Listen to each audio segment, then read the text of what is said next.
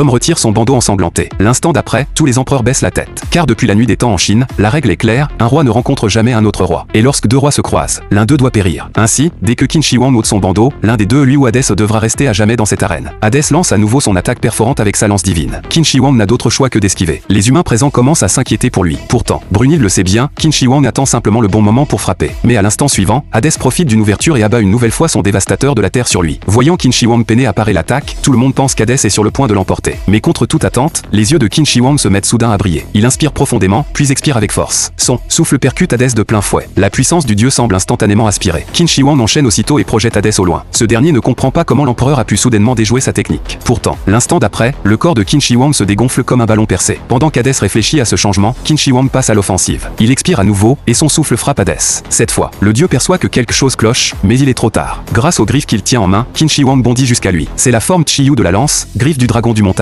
L'attaque transperce le corps d'Hadès. L'assistance explose en acclamation. C'est alors qu'Hadès comprend, le souffle expiré par Qin Shi Huang peut modifier le point d'appui de sa force. Il s'agit de la technique exclusive de l'empereur, la forme Chiyu de l'arbalète, tortudée, courant ondoyant. Grâce à elle, ses yeux peuvent détecter le noyau énergétique de l'ennemi, puis un souffle subtil interrompt le flux d'énergie qui circule dans son corps. La Valkyrie Gueule ne peut que saluer cette prouesse. Mais une question la taraude, si cette technique est si redoutable, pourquoi Qin Shi Huang gardait-il auparavant ses yeux bandés? Brunhilde lui explique alors que lorsqu'un humain acquiert un pouvoir immense, il doit forcément sacrifier quelque chose en retour. L'instant suivant, une blessure identique à celle d'Hadès apparaît sur l'abdomen de Qin Shi Huang. Le prix à payer pour cette technique, c'est de ressentir dans sa chair toutes les souffrances qu'il inflige même à ses ennemis. Il doit lui-même endurer la même douleur. Si chaque blessure infligée se retourne contre lui, comment Qin Shi Huang pourra-t-il vaincre Hadès?